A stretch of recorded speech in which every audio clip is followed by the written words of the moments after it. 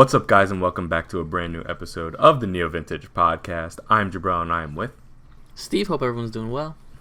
And for you guys who have never seen the show before, we're just two guys that like to talk over the biggest stories in gaming, and we always like to start with what we've been playing. So, Steve, it's been 2 weeks now, big week in gaming. What you been playing? So I've kind of been everywhere. First, I completed Mass Effect 1. Obviously, I'm playing the Legendary Edition. We discussed that. Finally completed Mass Effect 1. There's some things I had forgotten. I forgot how 2007 those final two bosses feel. Oh, definitely. Immediately jumped into Mass Effect 2, and what a 1080! It was so much better. Everything about that game. It plays better. It quickly picks up a lot better. My character that I transferred, I'm using a femshep. Okay. She didn't end up looking like a monster because I tweaked her a little bit. She didn't. Yeah, I've seen some weird things. Usually, because I've seen people when they transfer from Mass 1 to 2, sometimes your shepherd looks a little wonky. But yeah, mine did. I had to tweak it. Yeah, so luckily I was able to keep going. It wasn't the worst. But yeah, the game's really good. Really early on, I'm still maybe 2-3 hours in to Mass Effect 2 just because of everything else that's come out. But I was really happy to get to Mass Effect 2 because my goal was to beat Mass Effect 1 before Ratchet and Clank, which we'll get to in a second. So obviously we still feel and praise everything we said about Mass Effect, and I can't wait to keep playing it. Slowly get back to it once everything else is kind of cleared out. Obviously, before I jumped into Ratchet and Clank, the day before we had Final Fantasy VII Remake, the PS5 upgrade / the Intergrade release. Yep. And I did jump into the Intergrade. Really, that's all I jumped into. I jumped into the main campaign slightly on the PS5 just because I was curious what it looked like and all the small differential. What I want to see what was different. But the Intergrade was such a fun experience. It's pretty much exactly what I expected it to be. I always said it would probably be about a 4 to 5 hour segment of some added story, because this is a lot of stuff that this character is pretty much invisible until she shows up later in the game. Yeah, much later. Much later. So to be like, well, we had a small tease of her in the main game when the plate fell. I guess it's not really a spoiler. I mean, come on. Anyone would know. Yeah, you would have to know by now. Obviously, the plate falls at some point in Final Fantasy VII. It's cool to see how that leads up. It's cool to see some of these characters. It's interesting to see some things pulled from future Final Fantasy games that happened after 7. Yep. There's 2 characters that I don't know. Can I mention it? We'll give a quick warning. Big spoiler warning here. So big warnings. The two pretty much 2 big villains from Final Fantasy Dirge of Cerberus appear in Intergrade, which I never really watched the Intergrade trailers. I didn't know if this was something that was announced. I lost my mind when I saw Nero and Weiss. I had no idea that they were going to be in here, because I saw the other guy with the staff and I was like, okay, they're putting some new characters, obviously people that we don't know, or at least I didn't really remember. But when I saw Nero and Weiss, I am a huge fan of Dirge of Cerberus. I think you are as well, so I kind of was just losing my mind over it. But it was interesting because... Quick thing. Not to toot my own horn, but it looks like my theory is correct. This isn't a 7 remake. This is a compilation of all 7 related materials into a single franchise. Exactly. Especially with a lot of that post-credit scenes, which I won't get into that yet. Yeah. I won't get into that because that is semi-spoiler. Also, we don't know exactly what we're watching. Yeah. For those kind of stuff, and it's cool to see that more expanded ending as well, which is just them walking down the road even further, which was kind of weird. But it's interesting how much faster her gameplay is. It plays really much more like a Kingdom Hearts game, especially once you start throwing your shuriken and then you try to do the retrieve and she zooms to them and you're in the air combo. It's just fantastic, and it's something that we praise Final Fantasy VII Remake for, that having each character play very differently, and it just makes me really excited to see where we go further as this cast grows bigger. And like you said, and it's pretty much confirmed, where they're really combining the 7 universe to be more cohesive in a sense, and play well, because it's like, what were these people doing prior to their games and prior to their section that they were given? like, it makes perfect sense. Weiss and Nero wasn't just shoved into the game. It makes sense that they were kind of teased there and what that leads to. So it's going to be exciting to see what this universe ends up being. So yeah, completed that as well, obviously. Was pretty short. I had the day off from work. I was able to knock that out in 2 sittings. Really fun. And obviously, the big one, Ratchet & Clank, A Rift Apart. I was lucky enough to be able to get that and play that on day 1. Even despite some setbacks I was hit with. I love this game. What a powerhouse to show the PlayStation 5. And I understand that's what it's supposed to be. That's what they've discussed it as and everything like that. I've always really liked Ratchet & Clank. I've never been like a super stan for it. But I think this is one of the best games in that series for sure. And what a powerhouse to show the PS5 from the pretty much no loading to just the rift pulling into the instantaneous, just like switching from world to world. The characters are nice. It doesn't take a long time to start the game. From all the little particles to just how much detail is in the world. My really only complaint, and it's pretty much everyone's complaint, is when you're flying Trudy or whatever. I think that's right. It's Dragon, whatever it is. I think that's super annoying. But besides that, I love everything about the game. Still early on, but because I take my time trying to collect all the bolts that I can and all the little blue crystals for your upgrades and stuff, because I don't want to have to then go back world for world at the end.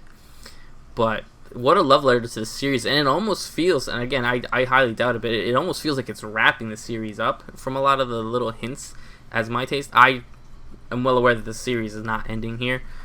They would have definitely made a bigger thing out of it. Ratchet & Clank is probably going to be around for even longer. But what a great time I'm having with Ratchet & Clank. That's all I want to do as soon as I turn my PlayStation 5 on, is jumping into that Ratchet & Clank.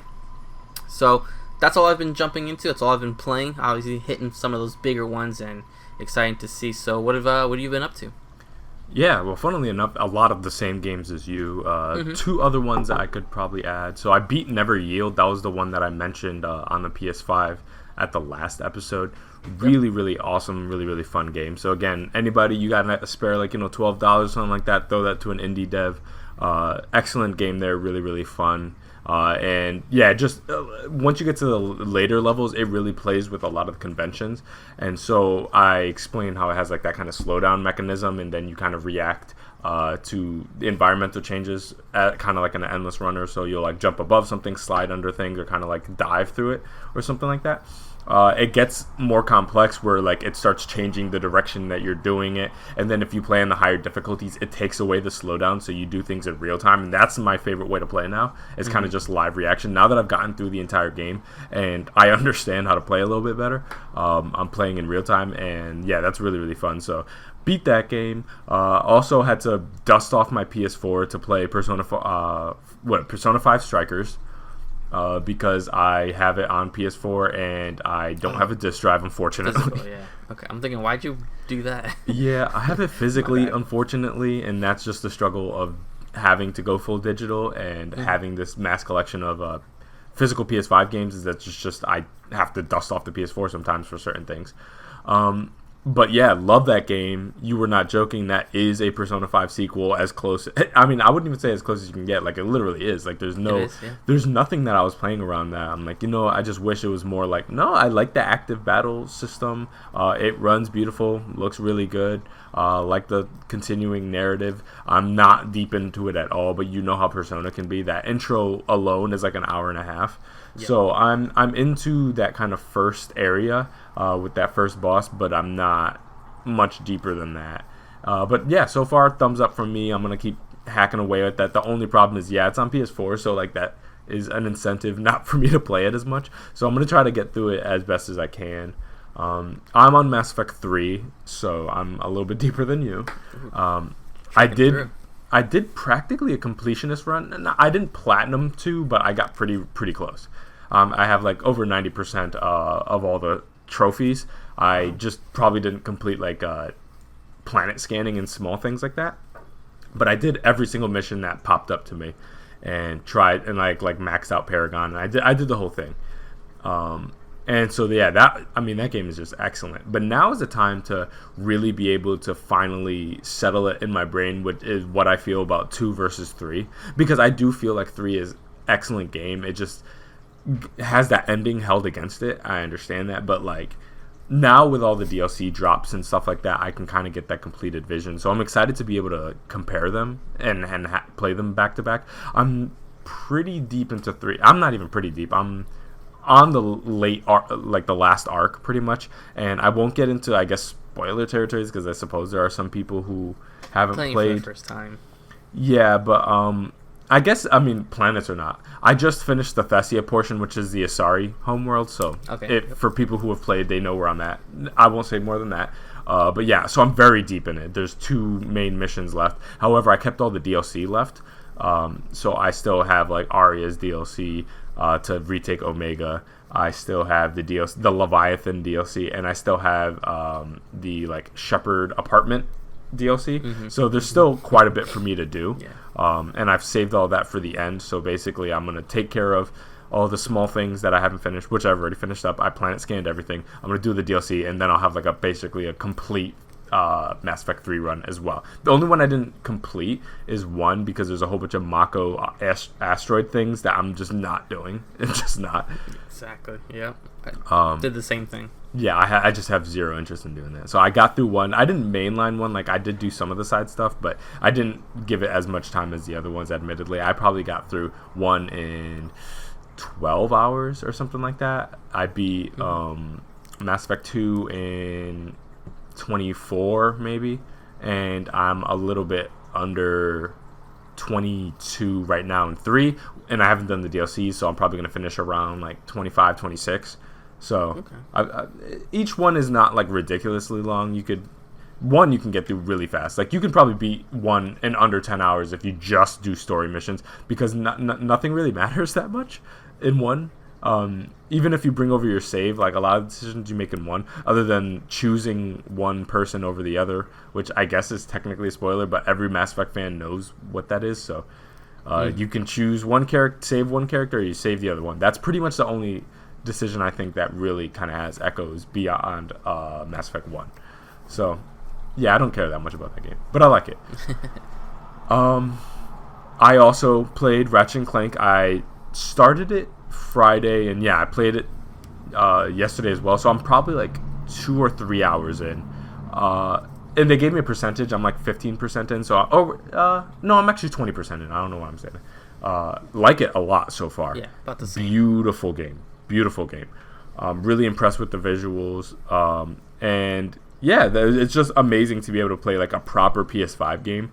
And that's the one thing I've just been wanting with next gen, is just to be ability to play not like up-res last gen games, not cross-gen games, just like a proper PS5 or Xbox Series X game. And this is finally, I feel like, here. I did consider to an extent Miles, but yes, that was on PS4 as well.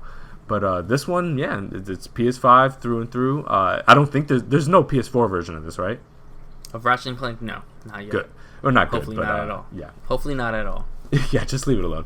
Yeah, no, that game is excellent. I'm having a lot of fun with it. I'm really, really impressed with that rift mechanism, and just the ability. And that was, I mean, they showed that off in depth, but just the ability to kind of warp from one area to another and just put you into a brand new world in an instant like that. I mean, they're really taking advantage of that SSD, so it's incredible what they've done on a technical level. And I just think it's amazing that in 2021, first off, it's a new Ratchet game that people actually care about, and then on top of that, it's a technical like wonder pretty much from the first party of Sony. Where like if you went back 10 years ago, to think that like Sony would have been using Ratchet to show off the tech of their brand new hardware, it wouldn't have been something I would have thought. Exactly. So it's really incredible what they've been able to do with that franchise, and I'm really happy for them that they were able to. And I'm just glad for Sony that they have something like this, that it's not a kid game, but certainly it has family appeal to offer, to counteract, some of the stuff like Nintendo is doing and stuff like that. I think it's excellent to have for them in the first party. So especially in the absence of games like Knack and stuff like that, that now that they're not really around, it's kind of up to Ratchet to hold that down, and they're doing a great job over there. Just being able to appeal to pretty much every facet of their fan base. So yeah, big thumbs up there. Love that. And then I guess I'll finish off with Final Fantasy. I've also been playing Final Fantasy. I also played the Intergrade DLC, and I've also gotten a chance to see the visuals of and performance of the base game PS5 version as well. So I can kind of get that comparison. So yeah, the DLC was, I mean, I'm a big fan of what they did there. I thought it was incredible. Loved it. Loved playing as Yuffie. I think she probably plays my favorite out of everybody. Cloud is a close second for me, but I just love the way she plays. It's so fast and dynamic. I think from a narrative choice, having, and not a major spoiler, but just having Scarlet take a big role there was really smart and really fun. Visually, it's, I mean, gorgeous. The best Final Fantasy has ever looked. And that's the one big thing I could say is that you can tell, if you pay close attention, you can tell that this is proper ground up PS5 Final Fantasy, and you could tell that the base game is up-res the PS4 game. Both of them look gorgeous, but there is a visual difference if you just pay close attention, where like you could get up and go close to the TV during that Intergrade DLC and I'm still not seeing a pixel. Like, that's how clear it is. Just that 4K image is just so crystal clear in the Intergrade DLC. And you could tell that it does look a little better because you could tell it was built for the ground up for this hardware. Which is why people on last gen are not able to get it. There are some things that they do in there. Even some of the particle effect on that latter half of the game with some of the antagonists that you talked about from Dirge Cerberus.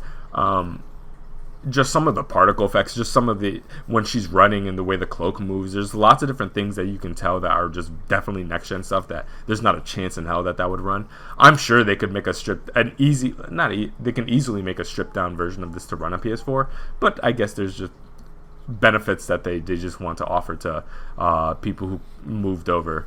But yeah, no, I'm really happy with it. I was a little nervous. I'm like, okay, it's $20. I just hope that they don't make me regret buying this, but it's more Final Fantasy, so I kind of have to. Yeah, didn't regret it at all. No, not at all. Yeah, I think they did a great job making the value there, especially if you want to take the time, play the Fort Condor stuff. If you want to take the time and find the little posters and do little mini games and explore and do that stuff, and especially if you want to replay and do some of the digital virtual fighting stuff, you can get. I mean, I feel like you can easily extract 10 hours out of that. Which I think is more than enough for a DLC drop like this, especially when you consider the length of the original game. It wasn't super long either, so if we're talking about the ability, not the average player, but the ability to extract that much time out of it, I mean, it's impressive stuff.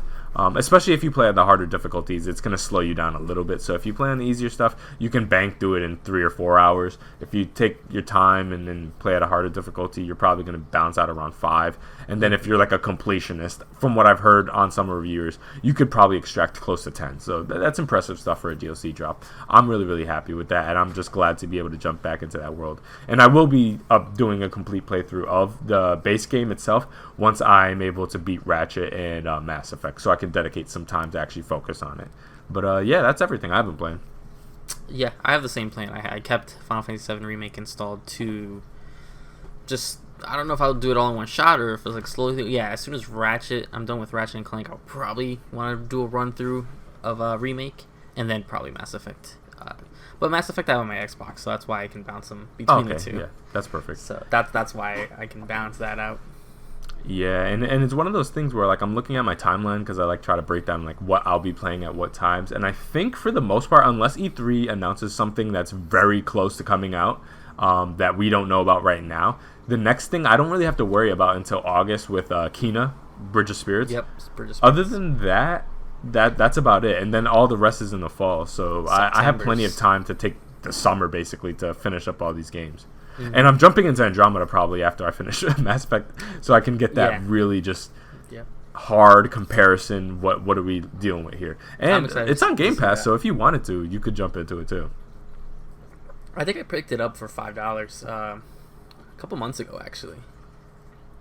Yeah, I unfortunately, since I got Mass Effect on PlayStation, I'm like, you know what, let me just get Andromeda on PlayStation. Because I have it on disc, I can't play it, so I had to rebuy it. Bruh, the digital price, I'm so embarrassed at how much I paid for it. Ooh. I paid $30 for Andromeda. I paid, I'm looking at it, so I do have the deluxe edition I got it for $4.99 on Amazon, brand new, still sealed on my shelf. No, that's the appropriate price. Yeah, but I also got it on Xbox. Because PlayStation 1, they didn't have it. They just didn't have it. And I always had a plan to get the Trilogy Legendary Edition on Xbox. That's and from what I understand, it runs a little better too. So it does slightly, from what I heard. Yeah, so it doesn't. From what I understand, it's like it doesn't have the same frame rate concessions that PS5 has. So that's a good thing. Cool. Oh yeah, and before I guess we move on to the stories, I wanted to make one announcement. So for anybody who's watched the show for now, you guys know that I talk a lot of crap about Stadia, not without reason. But I got a chance to actually pick up one for $50. It comes with the Google Chrome, the controller, and hopefully there's some free stuff in there because I'm not trying to rebuy my library to play. But maybe I'll jump into like Destiny or something like that because I think it's free to play on there or something like that. So yeah, I'm gonna have some news by the next show be able to report my experience with Stadia for you guys, first-hand account, so not us talking about stories from a distance. I'll actually have a Stadia, and I wanted to get it for collection reasons because I'm still very much convinced they're going to abandon this completely, and I want that hardware because I feel like this is one day this is going to be looked at as like the Ouya of the 2020s. So I'm like excited to jump into that, and I'll let you guys know how it plays. I have a router, I have decent internet, so I'm gonna try to see if I can hardwire it to get the best experience possible to give them a fair shot. Who knows? I might come back and like it, I might not. We'll see. But I just wanted to give you guys a heads up that Jabril on Stadia coming soon. I can't wait for that. For my thoughts. I can't wait. I've not streamed a lot of games. I've only played Project xCloud stuff on my phone with the controller, which is a very different experience. I've never tried the whole like high resolution on my TV console experience streaming thing. So we're gonna see. I'm gonna put it right next to the router to get as good as possible. I'm out here in Seattle, so the internet is not bad out here. We don't have that like Google Fi level stuff, but it's not bad. So I should be able to get a decent experience out of it. If not, I mean, I'm not expecting to be able to stream like 60 frames per second at 4K, but if I can get like at least 30 at 1080, that's usable. Like that's my baseline. Like if I can get 30 frames at 1080, give me Switch level, and I'm happy. Yeah, that's all I'm asking for. So I guess we could jump into stories. We got some big stories and a lot of ground to cover, so let's get started.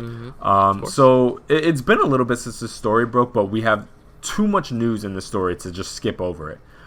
So Herman Hulst, he's the head of PlayStation Studios. He recently did a Q&A that's hosted on PlayStation Blog, so go check that out and give it a read. It's very interesting, especially for anybody who's a PlayStation fan. And we got some really interesting details. And so within this Q&A, multiple stories broke from just this Q&A. So we're going to take it point by point and kind of just break it down and give you guys our thoughts on each thing that he had to say. And he said a lot of things, but we're just going to cover some of the major points. So first off, more PlayStation exclusives will be coming to PC, but that PlayStation will still be the best place to experience them. So it's interesting. It sounded a little bit Xboxy here, a little bit Phil Spencery with like, this is the best place to play it, but you can play it on PC if you want.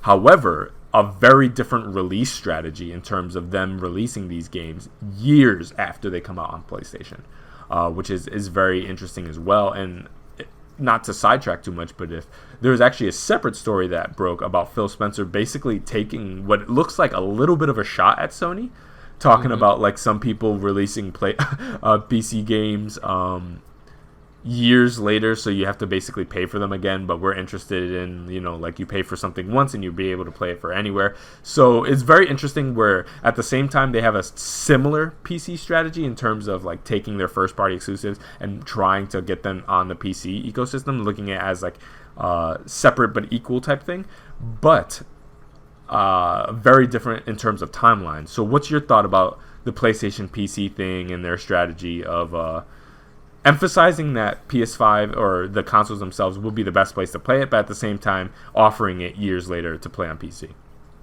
Yeah, it makes sense. I mean, this is something we've discussed. It's pretty much almost in line word for word for what we said, that once it's pretty much all sold up on PlayStation, on whatever console, they're multiple consoles, whatever it is. There's no harm in a year, 2 years later, releasing it on PC. We had that with Days Gone. We just had that with Horizon and Days Gone were the big examples he used. And he even mentioned it. He's like, oh, they came to PC about 2 years after. Yeah. So it's like, if you want to wait and play it on, widescreen and your curved monitors, no problem. But PlayStation users are going to be able to play it first. And things like that. So I'm completely okay with that. I did see that Phil Spencer sort of shade thrown, but I'm like, Phil, if you could do what PlayStation does with their main IPs, you would as well. You guys have to. You guys have to do this. You have to put Gears free everywhere because you said you would, and now also it's too late. No one's gonna buy Gears straight up because of what you guys said.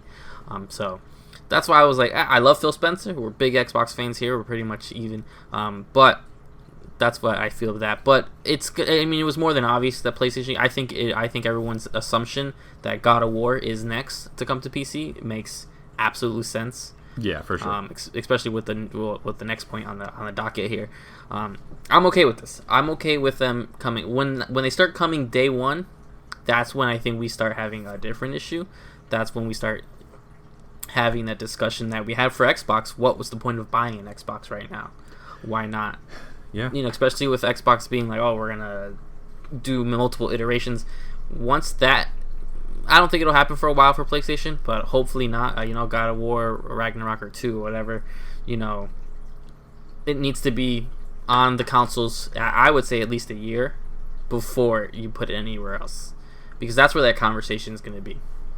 But so far, nothing to be too concerned. PlayStation console lovers. Yeah, and it's tough because, so you're talking to someone, me, who I really do like Microsoft's strategy, especially when it comes to the PC ecosystem. When you talk about like Game Pass, like you can really play anything anywhere, and I love that flexibility that they give their players.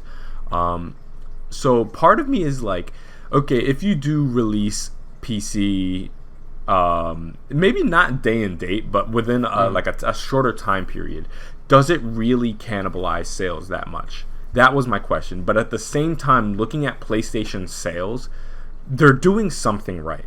And so I can't call into question their release strategy when their consoles sell so good. And so obviously, they're giving people a reason to come to their console ecosystem. And Xbox is having trouble doing the same thing. And so part of me, though I think the Microsoft strategy is way more player friendly and I prefer it, there's something to be said where it's like, hey, if you want to play this for now, you need to come here. And I think there is a strong business strategy for doing that. And so, yeah, it's one of those things where it's like, the only thing maybe I think they could try out is shortening that period. I think 2 to 3 years is a long time. I really do. Horizon came out in 2017. It didn't make it over to PC till 2020, 2021 or something like that. Yeah, last year I want to say.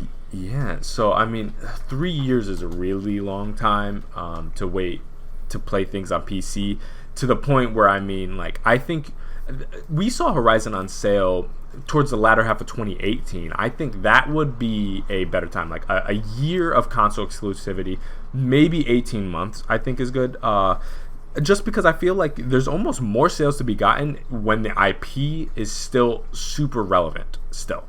And I feel like Sony might be able to see increased PC sales if they sell the PC version with a little bit more proximity to the console counterpart. That's just kind of me. Like, it's a hypothesis on my end. It's not something I can prove, but I just feel like if God of War came out in 2019, for example, on PC, when the dialogue around that game was still very hot, the PC version would have been way more successful than if you were to release it right now, where people are like, oh, this is cool, but now the dialogue is starting about Ragnarok. And again, God of War is still an incredible game. So whether you release it in 2018, 2019, 2020, 2021, 2022, that experience is still going to be phenomenal.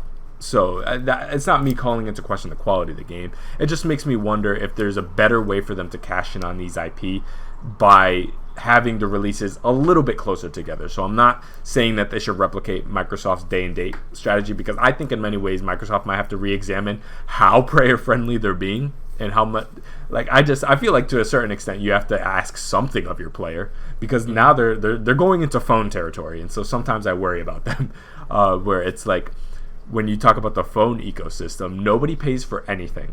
And so, like, if you when Nintendo tried to charge like $5 for Mario, people threw a fit for paying for that, and like that's how bad things have gotten over there. And so I worry sometimes about Microsoft's strategy, where it's like nobody has to pay for anything, or if you pay for something, you pay so little to the point where like their player is just expected now. And I think PlayStation doesn't want to deviate too far from the release strategy right now, because it's working. So yeah, I think their strategy is smart, but I think there is room for improvement, if that makes any sense. Absolutely. So next one, big one, God of War Ragnarok is delayed to 2022. Anyone who pays attention to the PlayStation ecosystem could have called this. This is not surprising at all, and is also coming to PS4. And so there was quite a bit of controversy about this. Less so about the delay. So there was people who were very frustrated about the delay. Those are mostly man-children who don't pay attention, to be honest with you. Anyone who pays attention to the release schedule of Sony right now, what was happening with COVID, and just the general scale of this game, knows that this was probably going to slip. And so that wasn't surprising. But people were really upset about it coming to PS4. Now, say if I'm mistaken, Steve, but they said that there would be PS4 support well into 2022. Am I not mistaken? So they have. It depends when and where you got them. Okay. Because there was, up to launch and when God of War was teased. It was never announced. It was teased. We don't know if Ragnarok's even the name.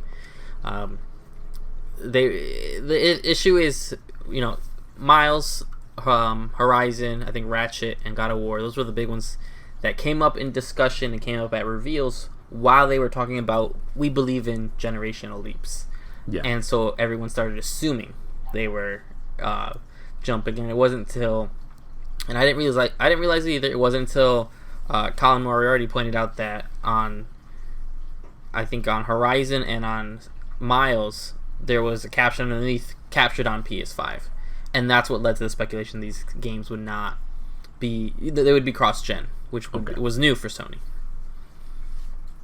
Interesting. Okay, so it depends how you kind of interpret the data that they've given you to. But I was under the mind that they were going to be supporting PS4 for a long time, and I completely understand the frustration people have with the idea that it's like, bruh, these pieces of hardware came out in 2013 to support that is holding video games back. I understand that logic 100%.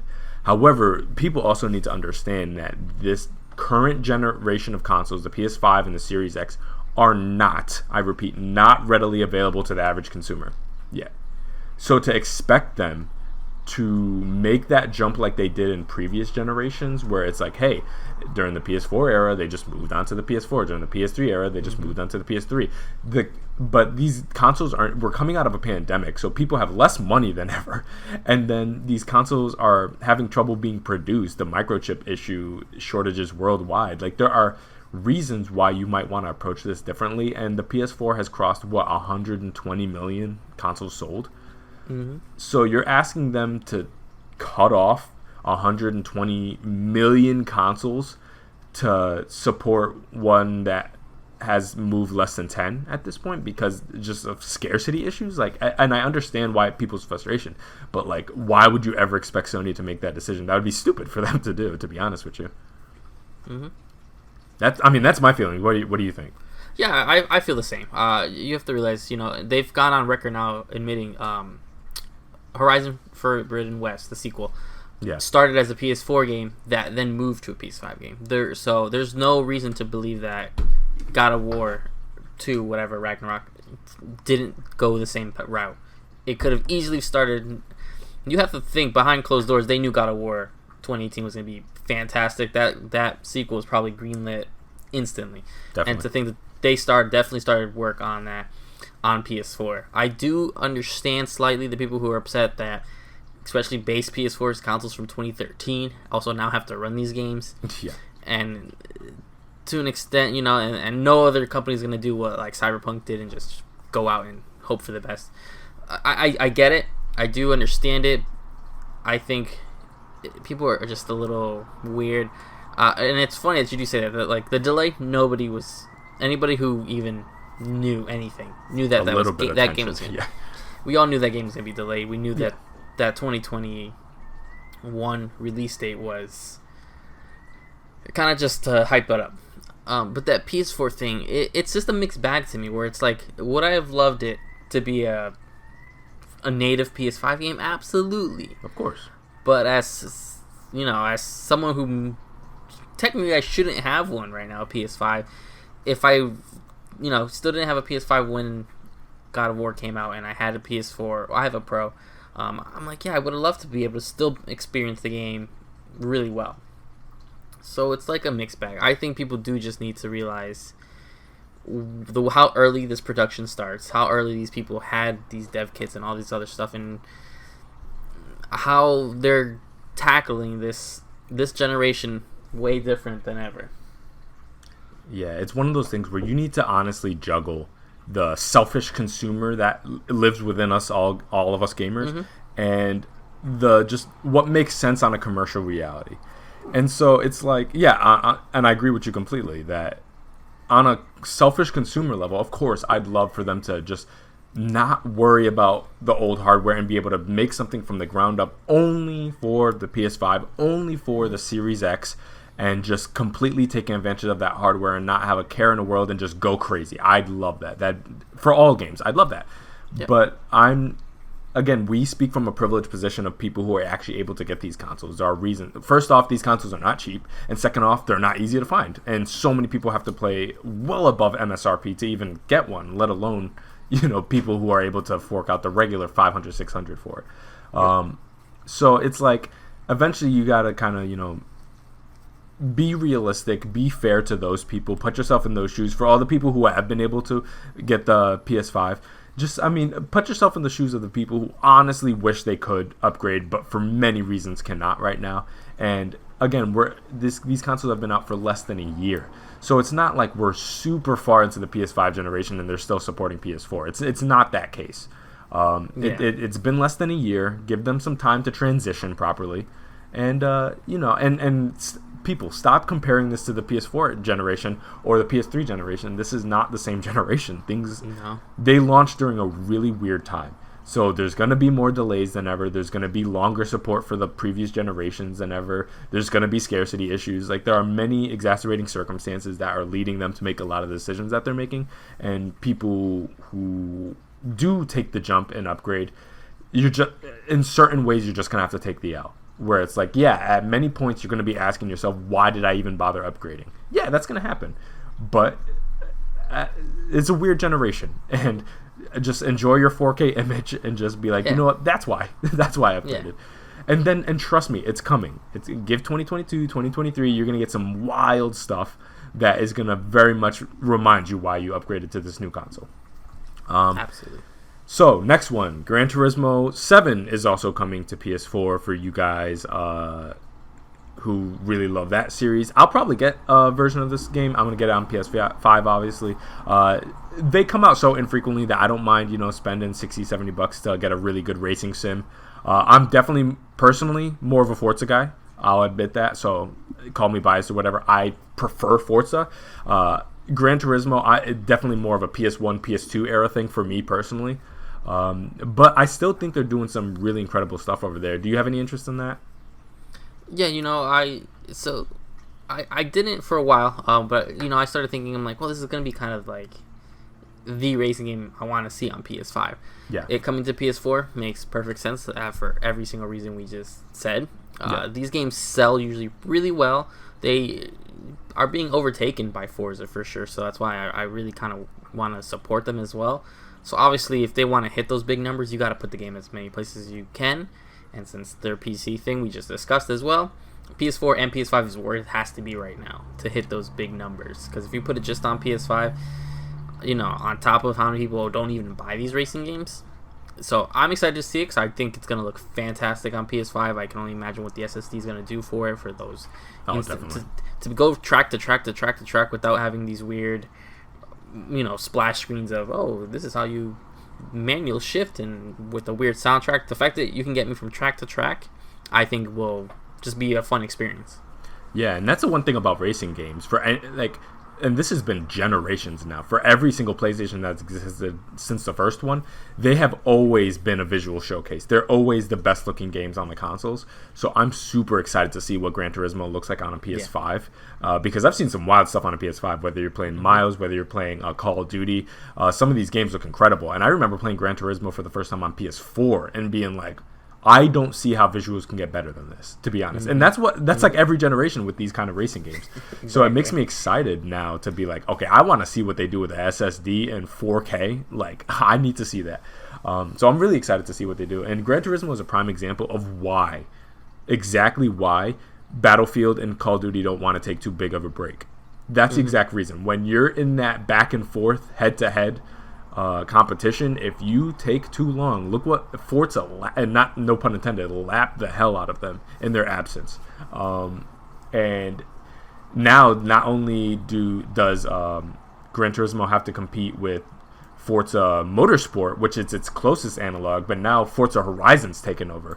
And so where there was like franchises at one point where you had Motorsports and all these different, MX versus ATV Unleashed, you had all these, it's all Forza has like absorbed all these subgenres of racing games and just taken over. So yeah, I'm glad to see that Gran Turismo is still going strong, but they got to be ready to fight, because Forza, for all that you could say about the Microsoft and Xbox ecosystem overall, man, they're doing it right over there in terms of that game. Absolutely. Next one, Horizon Forbidden West, on track to release this holiday season, but the release date is not confirmed. So that's, a tad worrisome, considering the fact that now we're in June, so we're halfway through 2021. No release date. However, that's not necessarily uncommon. I remember it took us a little bit longer to get Last of Us and Ghost of Tsushima's release date. It got a little close until we figure out, because one got delayed and we weren't sure where it was going to fall. So, and then they delayed Last of Us to right to where Ghost of Tsushima. So things happen sometimes, timelines shift, COVID, and obviously I think this is a protective thing because of COVID, and we're still finding out the ripple effects of how long this is going to affect dev cycles, and they don't want to delay it a million times, is my guess. So they're like, you know what, until we can with 100% certainty say it's coming out on this date, let's just hold off. But they're still holding on for 2021. I would not be surprised if it bumps a little bit into Q1 2022. I wouldn't be surprised about that if we see like a February, maybe a January type thing. But I think it'd be early. I think it's coming sooner rather than later, but I wouldn't be surprised if it gets bumped a little bit, because, again, not everybody is fully back on site into working. People are still working from home. Some people are on a hybrid model. Some people are vaccinated. Some people are not. We're not fully back yet, so we're still going to see the ripple effects of COVID. What do you think about release date for Horizon?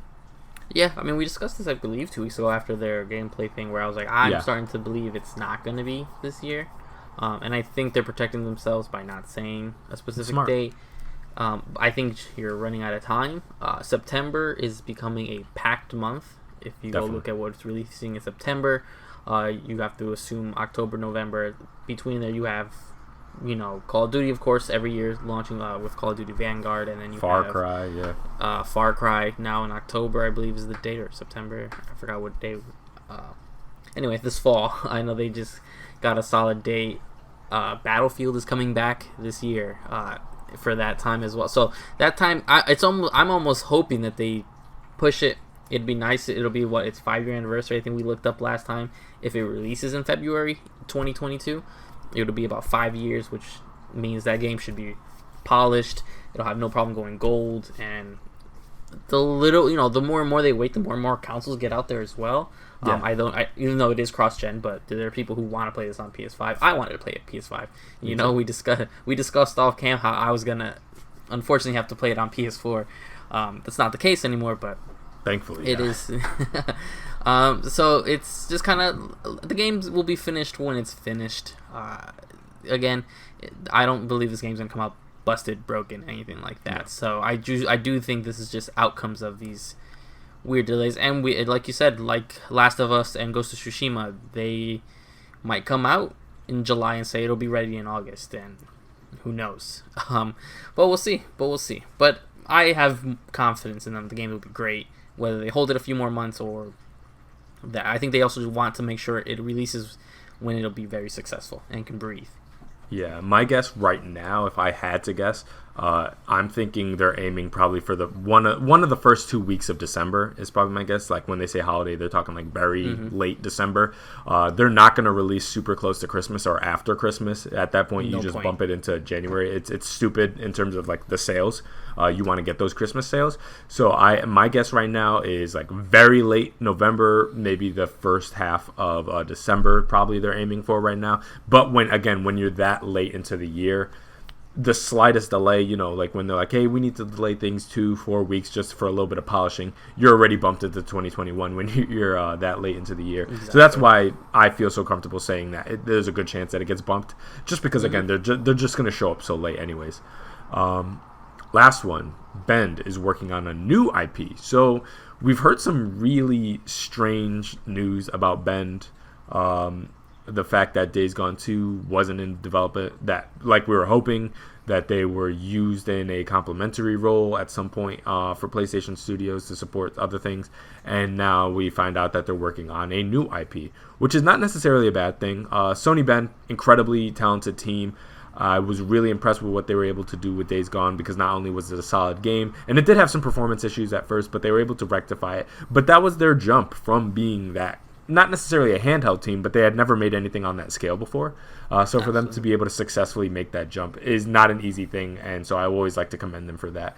And so for them making a new IP on top of that, I think is dope, especially considering the fact that, Days Gone in many ways could maybe be looked at as that kind of transitionary game where it's like, listen, we had never made a console game, so there were some issues with it, but this one we get to make with not only people knowing who we are, but with that technical knowledge that we gained from Days Gone.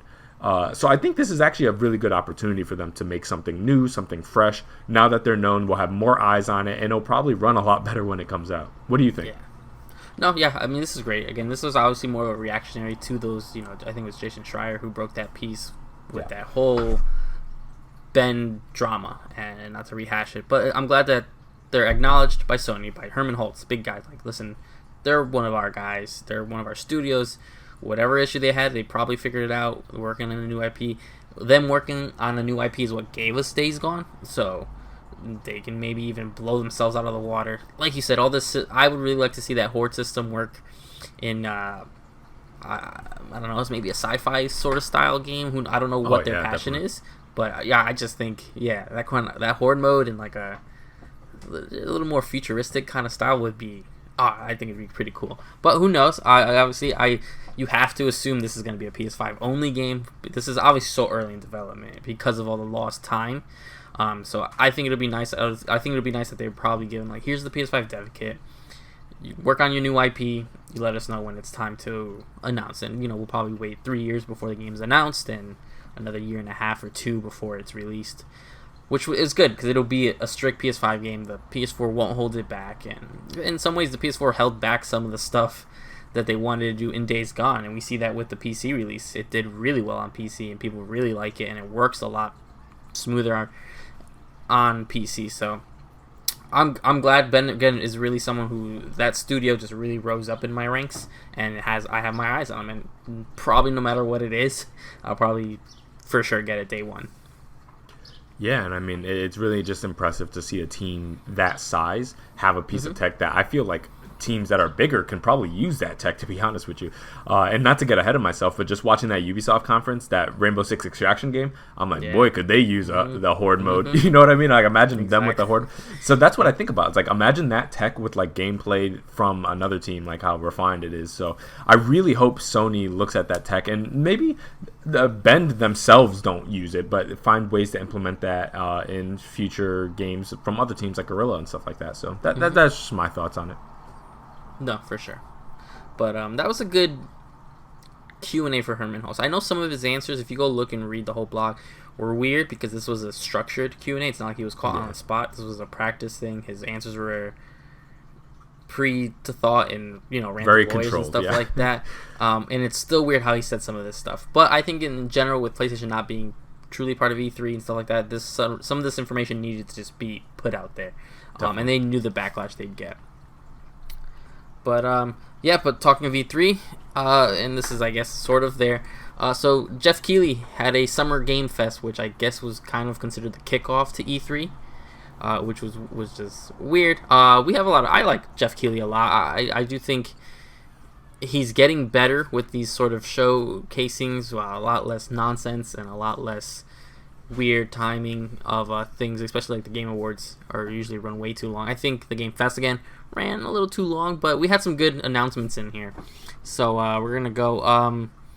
We're gonna start with the big one, which I didn't believe. I know the rumors were there. I didn't believe until Ryan Reynolds said something. I forgot what he was even part of. Oh, his movie that's coming out, where he said he wasn't the character of Elden Ring.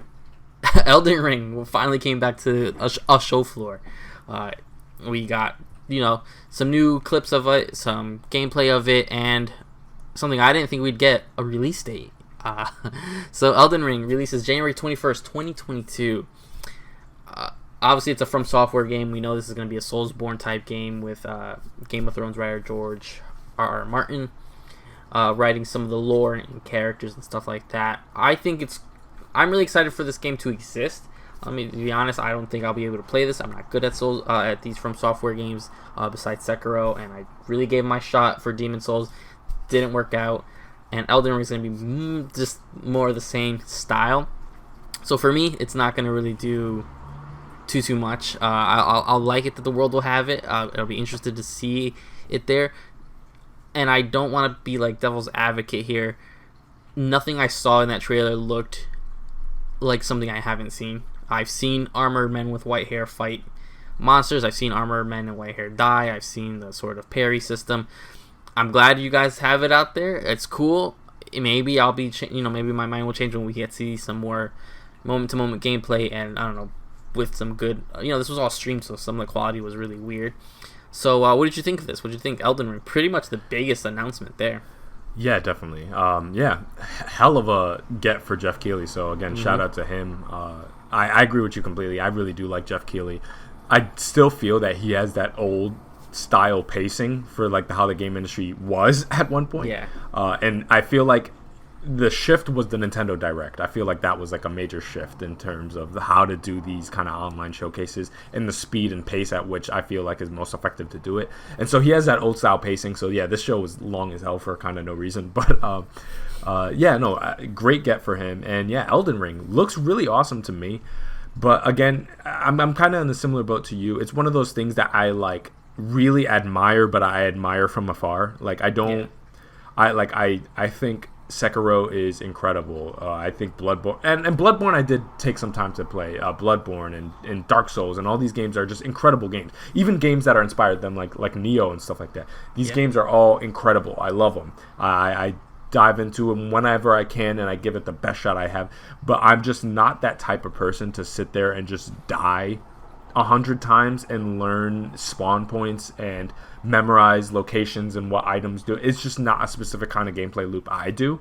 Funnily enough, I admire it because it's an analog to a game series that I really do get that is very similar to that, which is Castlevania, obviously, which is, again, you memorize spawn points, you know what certain items do, you die a whole bunch and you just learn how to get better, and it's grueling, but there's a sense of accomplishment. I completely get that. It's just that transition into the modern era, I just don't got what it takes. I just don't have the time for that. But I admire the hell out of it. I'm super excited for people who were waiting for this game so patiently, and that's a joke there because obviously people have a heart attack every time it doesn't show up. But I'm just glad finally they got something. It's coming sooner than I thought it was, considering the fact that they hadn't said anything about it. I thought this game was like way off, and the fact that it's coming, right at the top of 2022 is really awesome. And I have high hopes for this game. I think it's going to be really, really solid. I forget the guy's name who makes or designs a lot of these games, but everything he's put out is of the ridiculously high level of quality. So I have no doubt that this is going to have the super deep lore, the super refined gameplay, and just excellent world design that everybody's come to expect. And having George R. Martin obviously involved is really cool. I love that kind of noir fantasy thing, which is why I'm starting to get so much into Berserk lately, which obviously I feel like not necessarily originated any of that, but certainly inspires a lot of these things. So I saw a lot of Berserk in there, and naturally George R. R. Martin's like an industry vet, so he has his own fantasy things that is inspiring this as well. I'm really liking what I'm seeing, and I'm willing to give it a shot depending on what I'm doing at that time, but I'm not expecting much because, again, I haven't been able to make much headway in any of those games.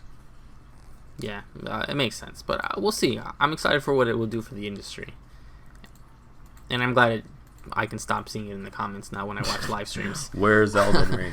So now it's all GTA 6. GTA 6. Facebook articles. The next announcement was one I guess it was kind of rumor. I don't know. I'm not really ear to the ground for Gearbox. Tiny Tina's Wonderlands, a Borderlands spin-off, from my understanding, right? Yeah, it looks like it. That's what I understood. I don't really see. What do you think of this? Before I don't know. I got mixed feelings. What do you think of this team?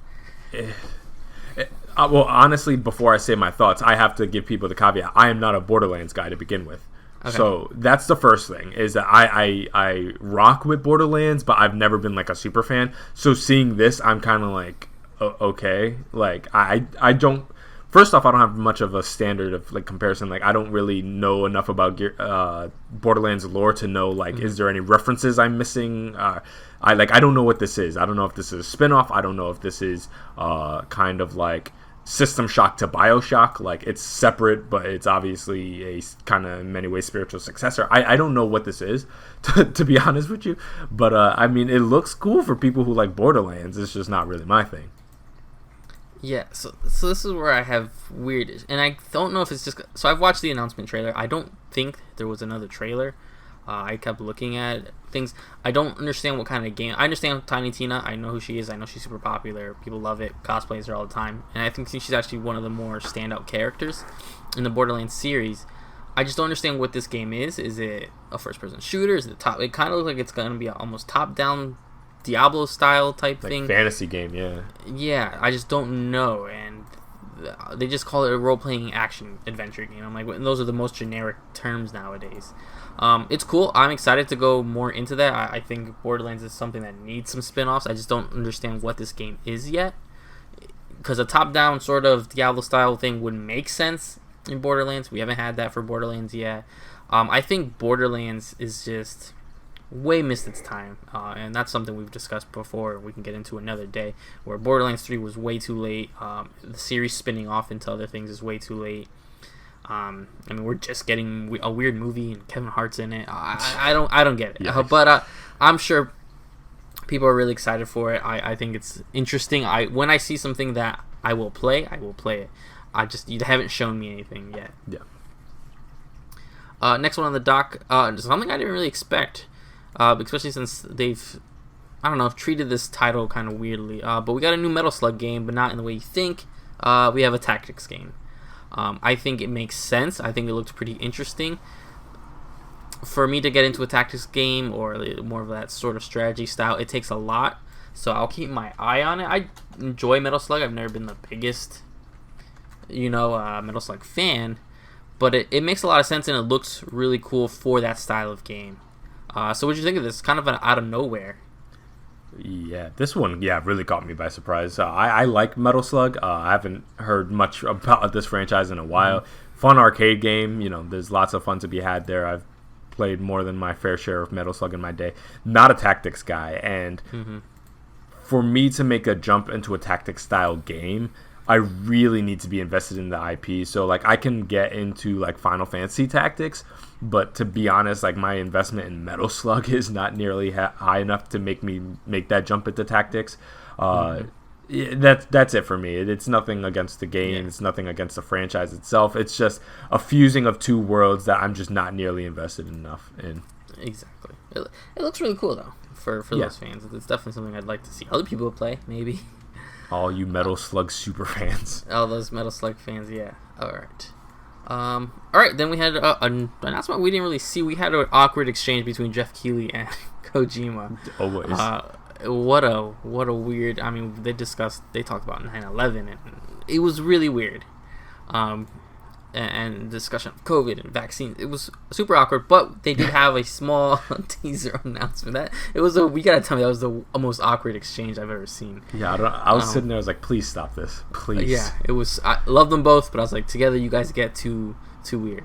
But something I didn't know what to expect. Obviously, they had to tease something. I thought we were going to see a splash screen for maybe his next project. He didn't give us that, but he did give us a Metal Gear Solid inspired tease for Death Stranding Director's Cut, announced for PS5. Right now, it's announced just for PS5. I don't know if it's going to be a cross thing, or we'll see what it is. You and I are actually pretty big fans of Death Stranding. I'm worried that it's called Director's Cut, not Definitive Edition, which means they're not just adding things. When I see Director's Cut, I see things that had to be cut because people thought the game was too long or bloated or whatever. And that's an issue I had with the game in general. So to understand that they're going to be putting more things into this game, I don't know what more they want to add to it. I would have liked some sort of spin-off, sequel, anything. I don't know if it's Kojima, so you never know what he's doing. It's cool that Death Stranding will be moved to PS5 in a more native way instead of just like a free patch or free upgrade and stuff like that. We'll see what content Kojima was able to put into it. I do believe, and I don't know if I'm just putting it out there into the realm, that this teaser is a little bit more showing. I mean, anyone who knows anything about Metal Gear Solid knows this was Metal Gear all over. The awkwardness with the box, the awkwardness with the jumping into it, the oranges falling out. There's a lot of little things that just screams Metal Gear. I don't know if that's more of a tease or a middle finger to Konami, but I think there's a little more to this trailer than we... It's either I'm looking way too deep into it, or Kojima's just a big troll. And I believe either of it. So that's pretty interesting. I think depending when, where, and what this is, I'll jump back into it, of course. I really loved the game. And I know you really liked it, so what'd you think of this? Yeah, and I mean, you raised some excellent points, but I'll get there. So I loved Death Stranding. It already felt like the most Kojima thing that could possibly exist. So the fact that he's like a director's cut, like what did you cut out of the game that was too much? Like that's what I want to know. Any longer of walks or something like that? So God no. Yeah, it's interesting, the idea of it. I felt the exact same way from the trailer, and you raise a great point where it's like I can't tell if these are Metal Gear references as like a tease to something, or is this just them taking kind of like petty shots that we're just reading too much into. I couldn't tell. It existed in that weird middle zone where it's like it's vague enough to be just a general reference that those who know, a little wink and a nod, it's funny, whatever, a little shot. It's not specific enough. Like Snake didn't show up. So it's not like one of those things where it's like, oh, okay, they tapped into IP. This is definitely it. There's a deal happening here. There's a connection happening here. It wasn't that specific. So it was just vague enough to keep me. And that's the reason why I feel like, yeah, it might be a little bit of a troll, is it was just vague enough for them to not get into any trouble, but for everyone to know exactly what they're talking about. So it was funny. And everybody knows that kind of adversarial relationship that Kojima has with Konami. So it's one of those things where it's like, I would not be surprised if we see Kojima or Konami get a relationship with like Sony or something like that. And by proxy have a little bit of a connection to Kojima. But that kind of reconciliation, there's like no real reason for them to reconcile other than IP transfer, to be honest with you. Like he has his own company now. He has PlayStation behind him. Why he would ever want to work with Kojima or Konami again, it doesn't make sense. So I feel the same way with you, where it's like I'm conflicted. Part of me feels like, oh my god, are they connecting these worlds? because they're just weird enough to be able to connect 100%. Like, I wouldn't be surprised if one day they reconcile and Kojima's like, no, this takes place in the Metal Gear world. I'm like, okay, yeah. Yeah, way later. It would make sense. It would yeah, like in the future. Yeah. It's technically post-apocalyptic in a way. Exactly, so. Yeah. So it's like, yeah, this is the collapse after, you know, the American government collapses and everything. This is what happens. And I'm like, okay, I'm not going to question it. Like, Kojima's out of his freaking mind in the best way. So, yeah, sure. But at the same time, I wouldn't be surprised if this is just, you know, a little shot like, hey, guys, you remember that company I used to work with on that IP that I created that botched everything? Yeah, here's a little wink and a nod to that. That's probably what it is, but at the same time, you never know what's coming. So, yeah, I'll definitely probably give this a shot again. Would I see it all the way through? Unclear, to be honest. It depends what is out at that time, to be honest with you, because I love that game, but Amazon Simulator can only be done so much. You know what I mean? Like, I'm only going to walk for 10 hours if I don't have anything super pressing to play. You know what I mean? So, like, if this is anywhere close to, like, let's say, like, the new, like, Horizon or something like that, I'm probably going to prioritize Horizon. You know what I mean? So, like, I definitely want to jump into this. I'm probably going to buy it, but the likelihood of me seeing it front to back all the way through again and getting as complete as possible is entirely dependent on what's out at that time. No, absolutely. And I guess we'll see. We'll have to see what they got planned for us. All right. Then I'm just gonna Jurassic World Evolution 2 was announced. Yeah. I don't know if there's anything to say. I think that was cool that they brought him. I like stage. Jeff Goldblum. Yeah, Jeff Goldblum he plays that super awkward. Yeah. I never played Jurassic World Evolution. I know it exists. I know some people play it. Here's a sequel. I think it'll time out really well with the third movie in the new saga. Has there been 3? There will be a third, from my understanding. I don't watch those. The Chris Pratt trilogy, I call it, because I saw the first one and thought it was fine. Me too. I didn't see the second one. There is a third one, I think, unless I'm pulling it out of nowhere. I think there's a third one, and this will probably coincide with it. So there you go. They're spectacle films. I'm not worried about it. And that's what I kind of expected. I know there's some kind of like simulator, right? Like you're running a facility or something like that. It's like a semi-sim thing, from what I remember. No thanks. So it's there for people who want it. I remember selling it a lot at GameStop when I worked there. People like them? People liked it. I don't know if they're just Jurassic World. There's no other dinosaur type game, so it is what it is. It's there. It's cool for those who want it. Among Us, again, some updates. Some visor decals, some mask decals, some new colors, some new bug fixes and stuff like that. This was a weird one to have, but Jeff Keighley has a good relationship with them over there, so obviously I just hope they don't keep showing up at every single conference, because it's just kind of getting Fortnite-ish to me, where I like Among Us. I like what it does. I like watching people play it. I do, when I get a solid group of people to play Among Us, I like to play it. I don't need to see it this often. I don't know if it's not towards the team, it's not to do anything. I don't need to see Among Us at every single conference. I don't want to. You guys are doing solid work over there. People are more than happy to support you. But it's cool that there's all these little nifty little things there to just sort of, I don't know, flourish a little bit more, which is fine. Just don't be at the next conference. Yeah, no more. What'd you think for? I know you're pretty much in the same boat where you enjoy Among Us. Yeah, I like it quite a bit. I'll dabble in it, every once in a while, especially when they drop like major stuff, like new maps and stuff like that. I like to check it out, see what's going on. I know enough people who play it on a regular basis, so I can swing in whenever I need to. It's just very infrequent when I decide to swing in, because you and I, we play so much stuff that I just don't got time for that. I'm not that kind of social guy like that. You know what I mean? Yeah. So it's cool. I don't have much to say about this that I haven't already said about Among Us. I mean, shout out to the team, incredible stuff. I love that a game like this popped off so big. But for me, from what I understand, at some point they scrapped Among Us 2 and decided that a major visual overhaul was just going to be worked into the first one. That is what I'm interested in. So for now, all these smaller updates about like, map is on the way, we're gonna add little decals and stuff like that are awesome for people who play it. I'm not interested in that. I'm really interested about when they do major overhauls. I am interested about the idea that they're playing around with new modes. That's kind of interesting. The hide and seek stuff. The hide and seek thing made sense. Which is, from what I understand, already something some people do.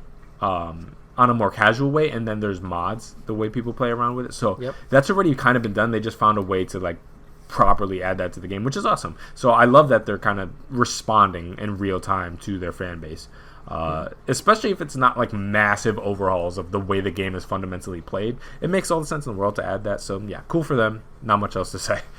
Yeah. All right. Then we had Salt and Sacrifice, which is the sequel to Salt and Sanctuary. Yep. Which was a super cool game for what it was. I did not play it because I knew I would not get too far. I just want to take a look at it because I can't even remember. But I do remember it's like a it's like really dark and Soulsborne 2D style game, right? From what I remember, it's been a while since I've tapped in, but yeah. Yeah. I do remember, I know it's like sort of Metroidvania as well. I do remember playing this, I want to say I played this on my Vita. I could be wrong. Is this even on Vita, the first one? I couldn't tell you. Alright, yeah, it is. It was on Vita. So that's where I remember playing it. I do remember Ska Studios and them who made it. I always thought it was cool. I thought, it was a super difficult game for me. I don't know if it was just my understanding at the time and when and where I was playing it, just to click with it. I always said there's definitely going to be a sequel to that, so it's there. I think, again, same studio. I really liked what I saw of it. It looked more the same in the best way possible, where, yes, it looks like a sequel. I thought it's an interesting play on the name and stuff like that. So I was excited to see this because I do like when these smaller studios and these smaller sort of series that have their niche continue to grow in the right way. Yeah, man, I liked Salt and Sanctuary. It's been it feels, I don't know when it came out, but it feels like a while since I played that. So I would have to probably replay that to be able to jump into this one, unless this one's like completely different and not continuing that narrative. But I remember liking what I played, so I'm glad for it to be able to come back. Looks really good from what they were able to show off, and I'm chances are I'll probably jump into this one, likely, especially the fact that I've gotten more into those kind of dark Metroidvanias as time has progressed, especially with stuff like, in Castlevania's absence, anything that kind of has proximity to that, I'm like super down to try. Specifically like stuff like Blasphemous and stuff like that are like super my speed. So I'm excited to give this a shot. Yeah, and it's been a while. 2016 was when this game came out. Yeah, that makes sense. So it's been a while, and it's available everywhere. It says now, Switch, Xbox One, Vita. So it's ready to. I will maybe give it another shot. But it says it right on its page. Heavily inspired by the Soul series by Japanese developer From Software. So we'll see. And the last bit of news, there was an Overwatch 2 update. They showed a new costume for Sombra, which I think she's already in Overwatch, and they showed a new character for Overwatch 2. I'm completely over Overwatch. I liked it for a couple weeks when it came out.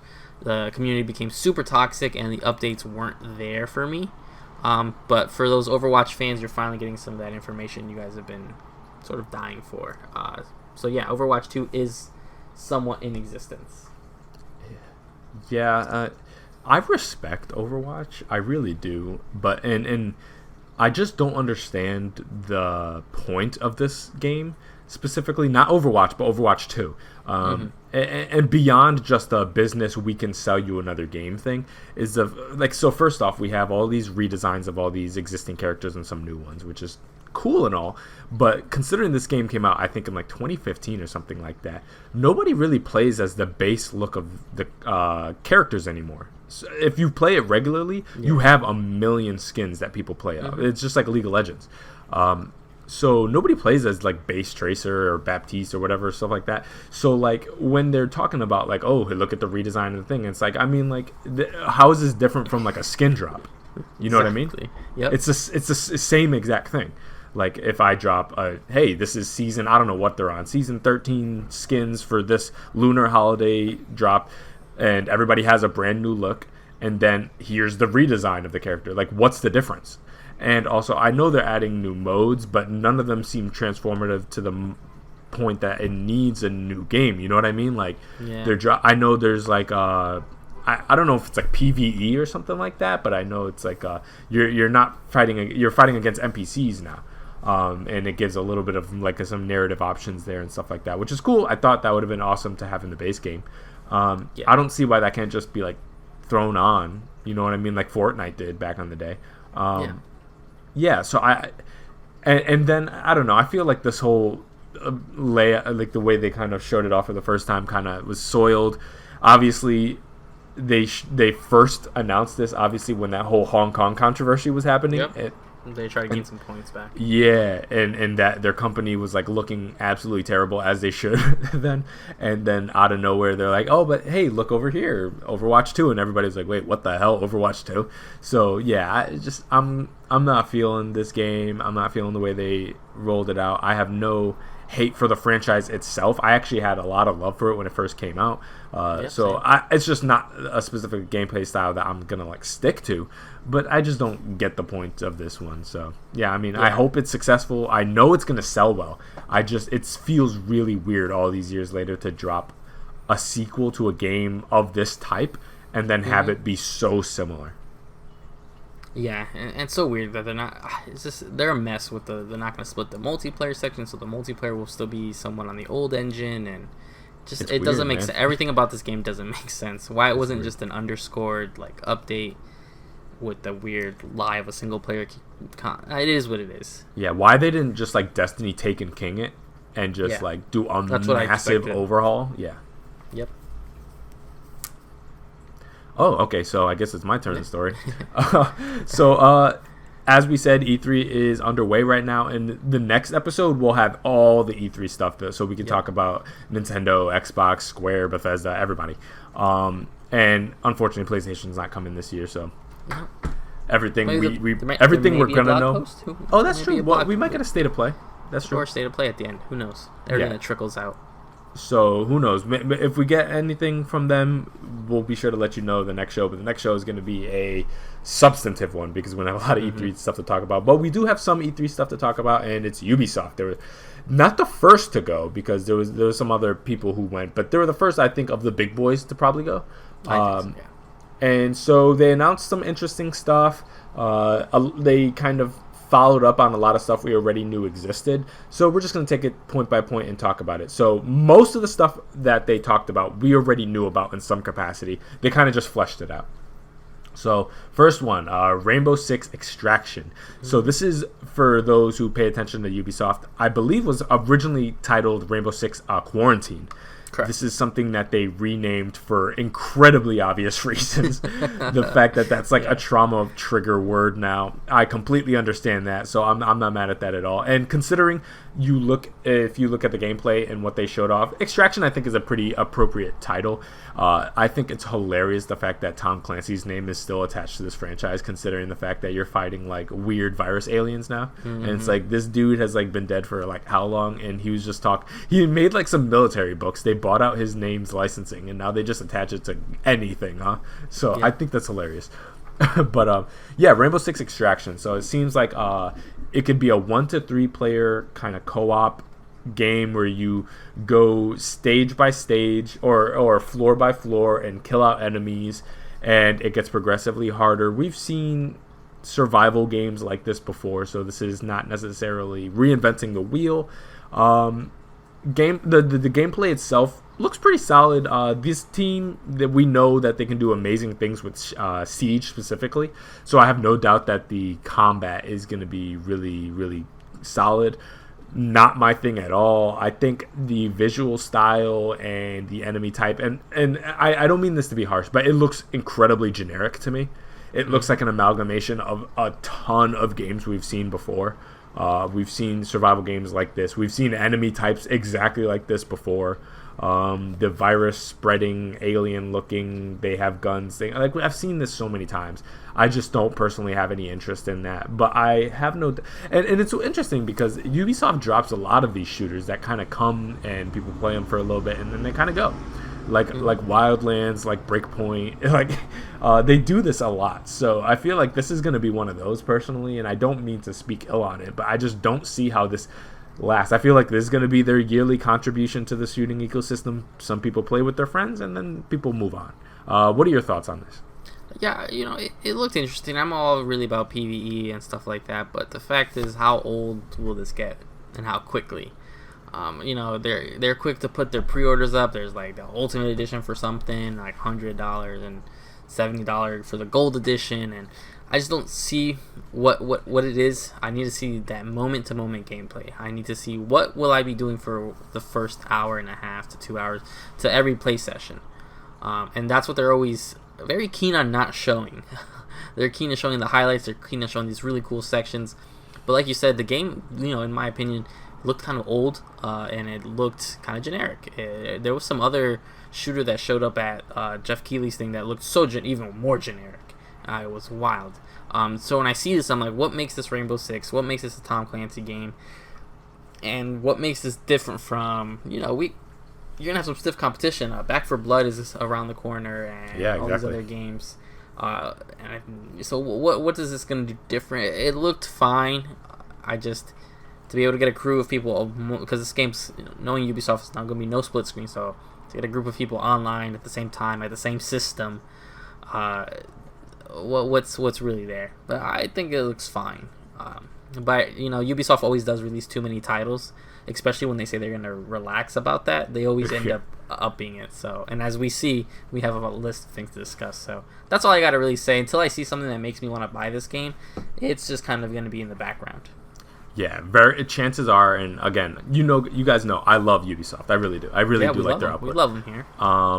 But I paid attention to them for quite some time. This game is going to be $15 in like 3 months after it comes out. Like, no lie. And this game is going to discount like hell. And then that's probably when I'll hop in. I'll probably find one or two. Maybe you and I can jump into it and see what we can do. And probably have probably have 2-3 hours of fun and then never touch it again. That's chances are what's going to be my experience with this. Yeah. Funny thing is, when I was watching it, I was thinking, I was like, what? This looks really generic and I don't like the environment and it's boring. But to be honest, I was like, what? I could see this being kind of cool. It's like if you go deeper and deeper and it gets more and more demented and more difficult and you're trying to figure out what's going on and maybe there's some psychological portions. And I was like, wait a minute. Wait, no, that's Returnal. That already exists. So I was like, forget about it. This doesn't stand a chance. But I was like, what? Maybe if you go floor by floor and the deeper you go, the more heinous body horror things happen. But I was like, but this is Ubisoft. This is the Rainbow Six team. It's not going to be doing that. Tom Clancy's name's on it. Yeah. Yeah. If this was another team, I could see that being the case. If this was like id or something like that, and they were going to make some weird Doom survival game and you go floor by floor and that gets more demented, that is something I might be interested in. But for this, nah. And then they're talking about and go stealth. And I'm like, bruh, in a game like this, stealth is the last thing I'm trying to do personally. For real. And then we got a little bit of highlight reel of not too big announcements, just games that they're supporting. For Honor, Watch Dogs Legion, Stinker, Brawlhalla, great game. And The Crew 2, that they all made appearances. Yep. Those are all well-established games, so nothing we have to really talk about there. We got Rocksmith Plus, and I'm not going to lie to you, the moment they started showing guitars, I was like, please don't be Rocksmith. I don't want 10 minutes of Rocksmith right now. But they gave us 10 minutes of Rocksmith. For you guys who don't know, this is basically calling it a game, it's basically a gamified way to learn guitar, basically. Yeah. So you get it. It gives you access to music and scales, and it basically teaches you how to play guitar, and you can kind of take it at your own pace and challenge yourself. So yeah, it's more of a learning tool that they've worked into a way to be fun in a game. They're not the first to do stuff like that, but from what I understand, for people who are interested in that, they like it. So there is a fan base for this. Not my thing personally. However, if they released the Drumsmith, I'm not unwilling to try that. But as someone who already knows how to play drums, but I wouldn't mind brushing up. But I'm not a guitar guy personally. Steve, I know you're a very accomplished guitar player. What do you think about Rocksmith? Oh, there's someone with my name is good at guitar playing. Rocksmith, it's a cool tool. I think again this has a place in the ecosystem because it's actually really popular. And I looked into it one time because I saw that they kept releasing iterations. And I thought you had this. So I did have this on PS3 at one point. So I do have the guitar it came with and stuff. And I've tried learning guitar multiple times, and this is the one that got me the furthest. But then, life hits you and you don't have time to dedicate it. But it's the game it is the tool, and I've tried multiple tools in different games and stuff. It's the one that got me the furthest into learning guitar. So I would love to give it another shot. I do want to give them big claps because I've seen people with different handicaps be able to really use this tool to help learn. People amputees and stuff like that. There's people who I've seen be able to play guitar with like their toes because they don't have different appendages. So I think that's really cool. I think awesome. It's still living. I do think it needs to not have I don't mind it being at their conference and stuff because people really do like it. I don't think it needs to be so long of a segment. If not, do a specific stream then. And if I was in charge, do a specific stream to show the new tools, but also, have the people who are really helping and supporting it with their different handicaps and stuff that really, that's where I think it needs to show. You got to showcase how people of different varieties can learn to play guitar, not just showing me the track with the different colors and stuff. That doesn't do too much for me. Yeah, but you raised cool, a great point there. Thing. Yeah. That just highlighting some of the advantages that Rocksmith can offer. Yes. And that's kind of just a problem with, or not problem, but the interesting thing about Ubisoft conferences in general is that the nature of the things that they offer are like there's no cohesivity. There's just from one extreme to the other. So yes, they have like the Rainbow Six Sieges, they have Assassin's Creed Valhalla, and then on the other side, they have the Rocksmiths, they have the Just Dances, and they have to always struggle to find this middle zone to appease everybody, and they're always going to have a subsection of people who are like, what the hell are you talking about? Like, why are you talking about this? So I'm sure there are people who like love Just Dance games, and they always are there to be like, okay, what's the newest playlist? They like the more casual type of games, they like the active type games, and they're like, I'm not trying to hear about Valhalla DLC. Yep. I'm not trying to hear about the Siege of Paris. So like, it's just they have a tough game to play, and though I think they need to find better ways to accomplish it, I am certainly sympathetic to the problem that they have. They're not the only ones in that position. I feel like EA sometimes has to play that game too. So it's tough. Next one, Riders Republic. Now, for you guys that don't know, this is kind of like an outdoorsy racing sports game that is like it's like an online massive multiplayer type situation. It looks really interesting, and the proposition they're giving us sounds incredible. However, I don't get how it could work. So my question is this: I like when they were showing almost that like kind of Red Bull, what is it called? Bike racing down the trail, like really fast thing. That looks so fun. Like I love snowboarding games. I love the air glide. Like these are all things that are really, really fun that I'd love to jump into. But the thing is, like I see the interrelatedness into it. So they have these kind of mass races where you have like, let's say 30 people in a bike race. That's awesome. And then above you, they have people doing kind of like, not hang gliding, but like the air gliding thing, whatever you call it. Air suits. They have the air suits. And then they're crossing over people who are like bike racing. And then those people are snowboarding. And this is all in one lobby, you're telling me? Like it's running all of this simultaneously? Like how big are these lobbies? And not only, and we've heard of massive lobbies before. That exists, 100%. But you're telling me you can launch multiple activity types within a single lobby and have them in real time respond to one another? I don't know about that. And the problem is they're showing gameplay and they're showing pre-rendered cutscenes, and I'm not sure what is supposed to be taken at what. You know what I mean? Like, I'm not sure if they're just showing that as an advertisement thing, or is that a real function of the game? I have no clue. And so that's the one thing, is that I'm just curious about the ambition of this game, where it's like I 100% am sold about basically them taking games like they've played around. Like Steep is a Ubisoft game, right? Mm-hmm. Yep. So stuff like they've experimented with Steep and stuff like that, and finding a way to kind of meld all those worlds together into just one massive, fun, outdoorsy thing where you can kind of just explore the wilderness, have fun, race your friends. Like, I'm super sold on that. But I just don't see how this works on a technical level. Am I tripping about that, or have you thought about that? What do you think? No, it's interesting because a lot of the stuff I'm like, man, I would like to have a game where I can snowboard and do the bike racing and some of the wingsuit stuff and the paragliding and all that kind of stuff, and it looks interesting. But I'm like, when I see all this other stuff, the constantly online, and can I just jump in and snowboard by myself? Yeah. Without having somebody on a bike come and mess up my screen, or there's that weird jetpack. I saw people with like jetpacks. I'm like, can I just? Because then you see everyone like riding these motorbikes, and then there's that one guy just riding his like small little bike with all this stuff on him. Yeah, going exactly. Slow. And I'm like, what's the collision stuff? What's the point of even doing it that way? So I need to see a little bit more. The only thing I'm happy is Ubisoft usually gives a lot of those like early access codes, so I can see these moment-to-moment gameplays from certain. Yeah, the September beta I think is coming. YouTubers and stuff. I did sign up to hopefully maybe get into that, so I'll have opinions if I get into it. I don't know. It's random, but I need to see what this actually looks like, a cohesive package, because this looks like a just smorgasbord of like, here's all these things we've done once. Here's it all in one game. It kind of works. It doesn't kind of work. I need to see those pieces fit together really well. Yeah, so I'm cautiously optimistic. Like, I'm down. I think I'm probably going to get this game, but I just have a lot of questions of how this is going to run, because based on what they've shown, if these cutscenes are actually indicative of what they want, or partially of what they want to accomplish on a gameplay level, this sounds like a frame rate nightmare.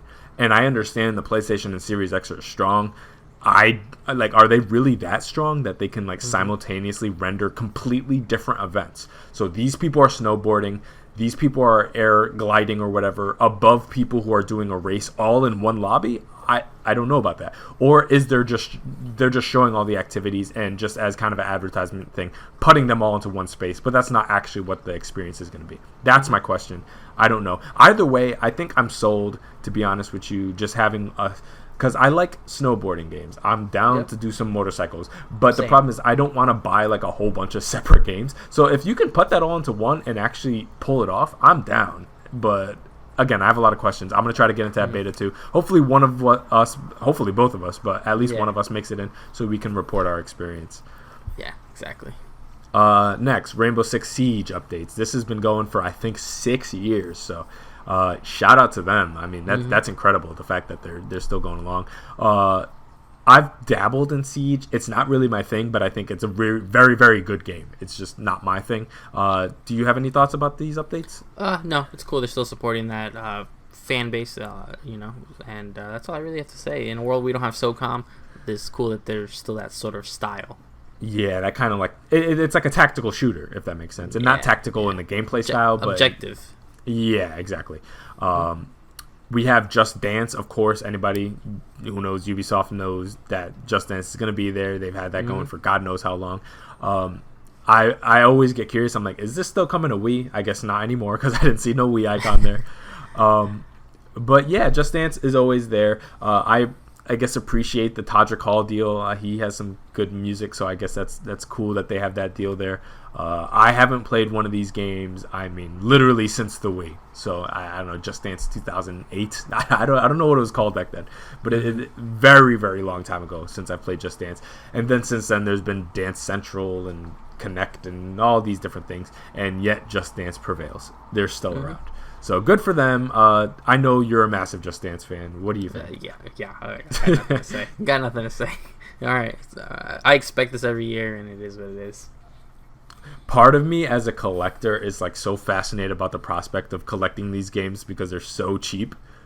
So to just go back and just like buy them all, but there's like 20 plus of them, I think, at this point. So at this point, no thanks. It's wild. We got some AC Valhalla updates. So this is, and I'm actually embarrassed as like an Assassin's Creed fan, especially like the modern one. I love Valhalla. I had no clue that a DLC had just dropped for opening the ability. I think it's like Wrath of the Druids or something like that. Yep. of the ability to go to Ireland, I had no clue. So I'm embarrassed. I'm like, oh, I need to jump into that. So I might buy the season pass because I think there's like multiple DLCs that are coming, and I think that'll allow me to be able to have access to all of them because there's that Siege of Paris thing or whatever it's called. Yep. Yeah, I'm liking what I'm seeing. Valhalla was an incredible game in my opinion. I thought it was really, really. I think it was just, and we've talked about it before, but it just nailed that sweet spot of what Assassin's Creed was and what it can be and what it is. Absolutely. And yeah, I'm just happy that we're getting more of it. And that's one thing I do like about modern Assassin's Creed games, where you'll finish the plot, and yes, the games are very long, but if you were really enveloped in that world and you really loved what you were doing, there's so much that they offer after that point, after you beat the game, where it's like you beat Assassin's Creed 2, you beat it, it's done, and I feel like in many ways there's something to be said that's of a higher quality. Like there's something to be said of like, you know, quality over quantity, absolutely, but there's also something to be said of like there's just so much to do in these worlds that as long as you want to play, there's something new to do. It's like hard to run out of stuff to do, and I think that's really awesome. Did you like what you saw? Yeah, I mean, it's great. Again, I'm nowhere near beating Valhalla yet, but it's one of those things I go back to, do a few missions. But I know there's people who, like, that's the game they had, that's all they play, and bang for their buck, they got the season pass. To have the game supported for another year or so, I think is what their roadmap was kind of talking like about. That, yeah. I think that's, I mean, talk about value, especially if you love that world. Exactly, and the awesome thing is that world is ever growing. So even if you were like, well, I love the world of AC Valhalla, but I've pretty much done everything I need to do. They're adding countries, bro. Like whole new countries. That's a major step. Yeah. Yeah, that's awesome. Next one, a game that I am probably one of my most excited game or anticipated games of this year.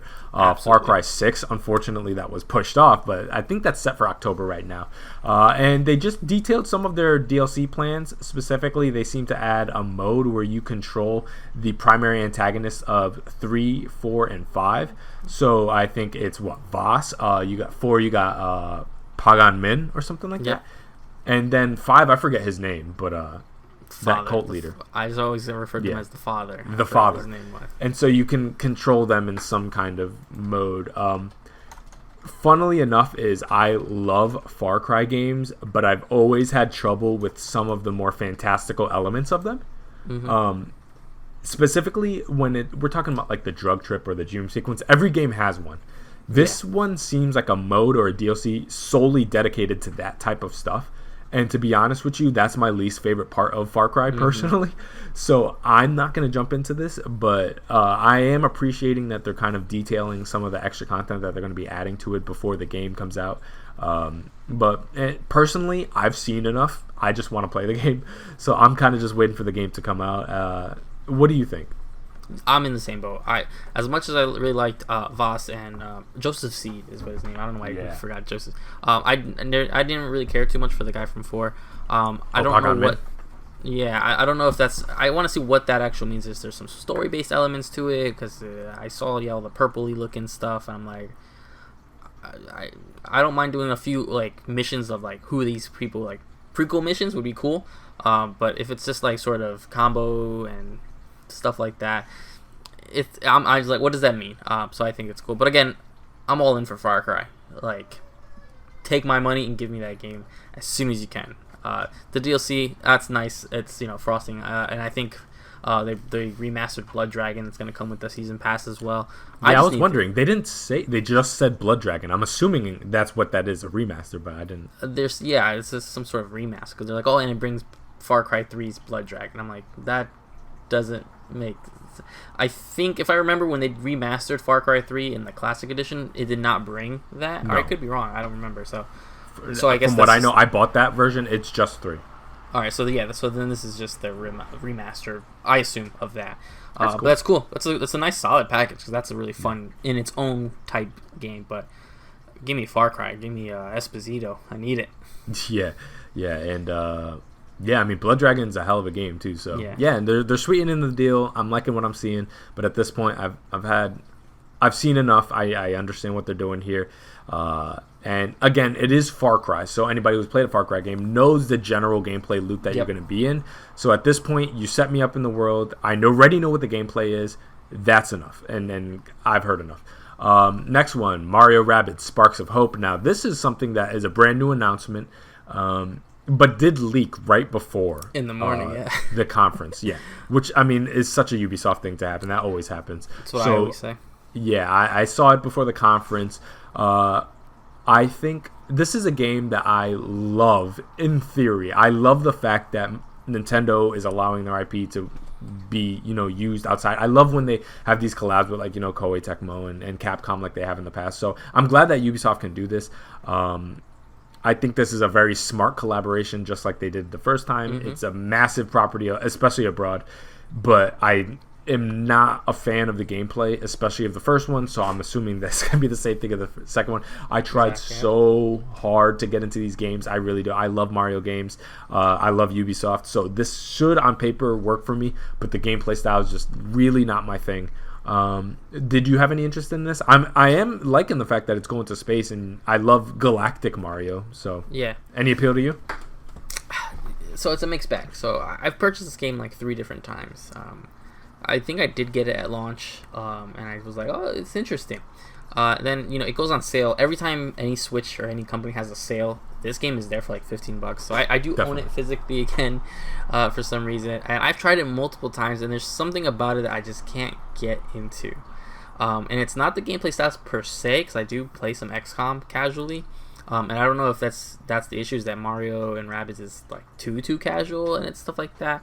But I think it's cool. I'm in the same boat. I like when Nintendo does these, give their IP to other people, let them do it. I mean, that's how we got Cadence of Hyrule, which beautiful.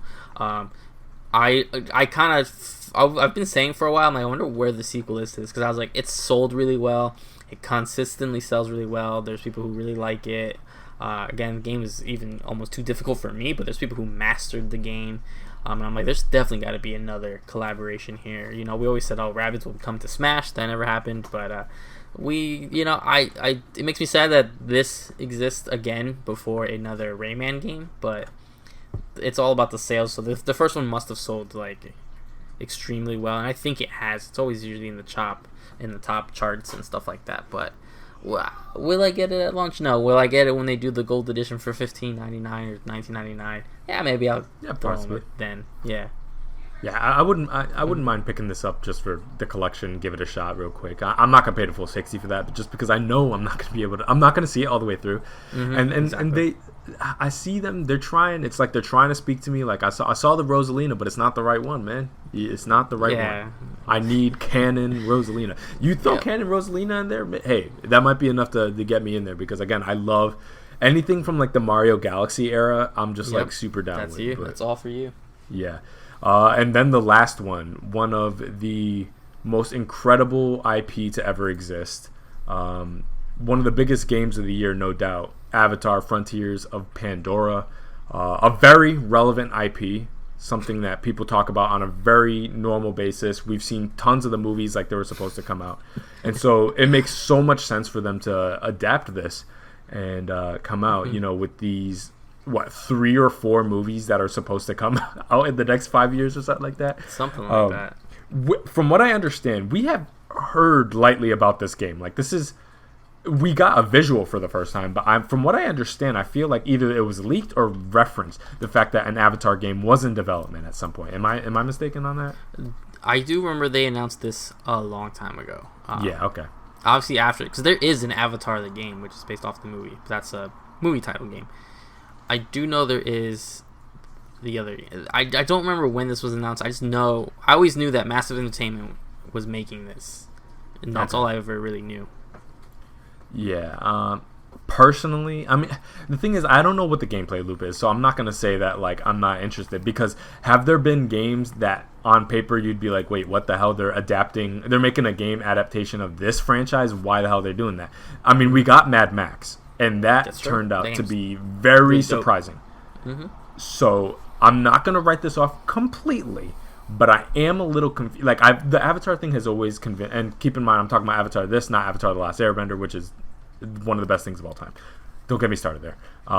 But this Avatar, I've always been very perplexed by, the people's just like, okay, this was supposed to be a franchise. One came out in 2009. It's been 12 years at this point since another one has come out, and there's more coming out, and it's supposed to be this long franchise where there's going to be 4 or 5 movies, and now they're like, it's like one of those things where it's like the franchise that is to be but never has been, if that makes sense. And I'm just not sold on it, but who knows, this game might be a banger, but I don't know. Yeah, I don't have anything to say, man. I haven't even seen the movie, so... What a weird way to end it, though. I don't know what that is, man. I just haven't seen that movie. So oh, you haven't seen Avatar? I haven't seen Avatar. I own it on Blu-ray. I think you and I went and purchased it at a retro store once. And I still haven't seen it. I mean, I didn't buy it, but I was there when you bought it. Yeah, for like $4.99. Yeah. I'm in no rush because where the sequel's at. I mean, he said the sequel was done, then it wasn't done. They're adding new cast members to it. I don't have much to say, but it may be one of those cool looking games. I don't know. Maybe I'll watch the movie and I'll finally fall in love with this franchise. And luckily, I didn't have to wait 12 years for more content like everyone else did. Maybe it'll be one of those things like Mad Max where it's just like, hey, listen, I know. Yeah, hey, I know it's not like... Forget about the movie. This game is actually really good. They realized the world, the battle system is really good. Like, and maybe they just expand on it to the point where it's like, yes, it takes place on Pandora. Yes, it's Avatar, but it's its own thing. Maybe. I don't know. We'll see. All right. So that was it so far for Ubisoft conference. And like we said, the next episode will probably be a big E3 one with everything trickling, all the conferences are coming out. But we do have one quick story before we end it today. And that's new Yuji Naka unexpectedly leaves Square Enix. So Yuji Naka, the developer responsible for Sonic, Knights, Phantasy Star Online, and the most recent Balan Wonderworld, has suddenly announced that he's leaving Square. This obviously comes after a massive underperformance of Balan Wonderworld. It actually just got a permanent price cut to $40. Apparently, he is considering retirement, and that while he can't talk about the reason for leaving the company now, come on, man. He hopes he can one day. There's obviously a lot of mixture of what's going on here. Yuji Naka actually has had his hands in so many things, from some really good titles and ones that we enjoy. The 3 Sonic Advance games, Sonic Adventure 1 and 2, like we said, Knights and the Phantasy Star series. Again, it's Balan Wonderworld this is going to be a story that's going to be told for a while now, and just what it's done to people and what it did to him and what it did to the whole Square collaboration and all the people that mix in it. I hope this isn't the retirement. I hope he is able to maybe at least get a small indie team developer group together and work on some good things on the actual passion. I don't know exactly what happened with Balan Wonderworld, the mixture, everything about that game. I have not played the full game. We played the demo, obviously. But it's sad to see such a big name leave. Hopefully, again, this is more of he takes his own time. Then, even if he retires, you can always come out of retirement. It's not like a permanent thing. And see some of these more small visions take place, because that's what I see in Balan Wonderworld. Is like, man, I see this small little concept that some reason was expanded into a quote-unquote AAA game. And because the game's not the worst thing in the world, it's just definitely just a mixing pot of all the worst things. But it is sad to see him leave Square Enix after a glowing endorsement of Balan Wonderworld. Yeah. Again, I haven't played it, but I've seen enough. But what did you think of this? It was I was kind of bummed out over it, because I'm like, man, if this was the end, I'm like, this is where you go out on Balan Wonderworld. Yeah, he's just a super legend, and he's responsible for so many games. Specifically, us two, we love. Some of my favorite, Phantasy Star Online, like the head developer for that, like, I love that franchise, and obviously we know how we feel about Sonic, and Knights on the Saturn is just like incredible. So, like, yeah, it's a real shame to see a legend like this kind of go out this way. So I hope this is not the end. Again, he said he's considering it, and I would imagine a guy of his caliber, when you're working with a company as big as Square, and you release this big game, or supposed to be big game, and it peters out, yeah, that can be a very, like, demotivating thing. Yeah. But again, he's like, what, 55 or something like that? He's got plenty of time to, like, take some years off if you want, and maybe hop back in. I'd love, and I know this is like a dream scenario for me, I'd love to see him reconnect with Sega. I think that would be really awesome if just we could get one more Sonic game made by him on Sonic Team. I think that would be great. Even if it's like kind of just on a low consultant, like he's just coming in, seeing, because I feel like he is not solely, but he's definitely responsible or partly responsible for that kind of golden age of Sonic. And so I would just love to see him kind of help play a role in not restoring per se, but help Sonic go back to greatness, because that's what they're working on, is trying to bring Sonic back. And I feel like he's definitely the guy to do it, funnily enough, where now that he's leaving Square Enix, he's kind of like a open, free agent. This is the time. This is actually a perfect time where it's like Sega's trying to make something work. They got some stuff in development, nothing out though yet. Sonic's in a transitionary period. He's left Square. He's coming off of Balan Wonderworld, which is a hunk of shit. It might be the time, but again, there's reasons why he might not want to do that. He left back in like 06 or something like that. It's been a really long time. It sucks. And we were talking a little bit before the podcast, and we'll harp on this too much. It's really kind of depressing to see like really legendary guys like Keiji Inafune and stuff like that go out kind of sad. But we're fingers crossed for Yuji that this is not the end of what we see with him, because I know he's capable of some incredible stuff, and if he just gets with the right team, with the right vision, with the right writers, the right art designers, he can create something incredible. He's done it before, he can do it again. This is a great time for like that kind of nostalgic resurgence. Now that Crash is back, Spyro is back, we're seeing stuff like Ratchet from that mascot platformer era being something very modern and new. This is the perfect time for a guy like him who makes the games he's made to get it right. Balan wasn't it, but I have full faith in his ability to deliver something just with the right vision, you know what I mean? And my guess is maybe making a new IP is not the best word, best thing for him, but a brand new on PS5 Knights game, or a brand new Sonic Adventure type game with him working on it, I think is 100%. Something established, but something that needs that fresh touch, I feel like he could really excel at. But again, if he's done and he wants to step away, I think he's more than earned that. But I think there's plenty of time for him to take some years off and maybe reconnect at some point in the future. Yeah, I believe so as well. Well, that's the show for you guys, and if you guys think this was a long one, just wait till next week. That one's going to be the giant E3 show, and we're going to have everything by that point. So we'll see you guys not next week, but the week after, and we'll have tons of stories for you guys. So we hope you guys enjoyed this show. I am Jabril, and I am with Steve. Hope you guys enjoyed. And we'll see you guys next week. Bye.